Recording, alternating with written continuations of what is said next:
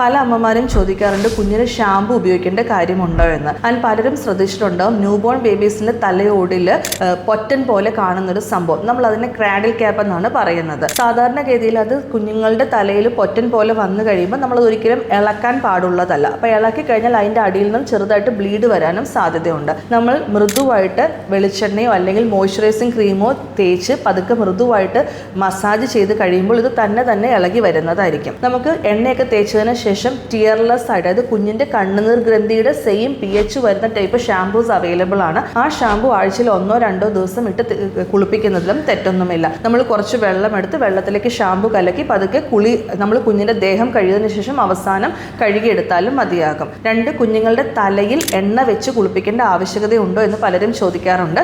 നമ്മൾ എല്ലാവരും ശ്രദ്ധിച്ചിട്ടുണ്ടും കുഞ്ഞിന്റെ തലയുടെ ഉച്ചിയുടെ ഭാഗത്തായിട്ടൊരു പതുപ്പുണ്ട്. ആ പതുപ്പിനെ നമ്മൾ ഫോണ്ടരൽ എന്നാണ് പറയുന്നത്. തലച്ചോറ് വികസിക്കാനും നമ്മുടെ തല വളരുന്ന വലുതാകാനും വേണ്ടിയിട്ട് അത് നമ്മൾ യൂഷ്വലി ക്ലോസ് ചെയ്ത് പോകുന്നത് ഏകദേശം 18 months ഒക്കെ ആകുമ്പോഴായിരിക്കും. അപ്പം ഒരുപാട് അമർത്തി ഉഴിഞ്ഞ് തിരുമേണ്ട ആവശ്യകതയൊന്നും തന്നെ ഇല്ല. നമ്മൾ അമർത്തി ഉഴിഞ്ഞ് തിരുമിയില്ലെങ്കിൽ തല ഉരുളില്ല എന്നൊരു കൺസെപ്റ്റ് ഉണ്ട്. അത് തെറ്റാണ്.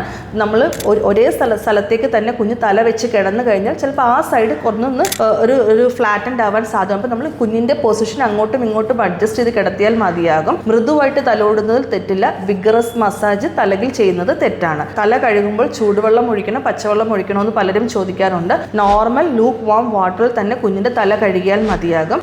ദേഹം കഴുകിയതിനു ശേഷം അവസാനം കഴുകിയെടുക്കുക. എണ്ണ തേക്കുന്നതിൽ തെറ്റൊന്നുമില്ല. തലയിലും സാധാരണ നാടൻ വെന്ത വെളിച്ചെണ്ണ തന്നെ തേച്ചാൽ മതിയാകും. താങ്ക്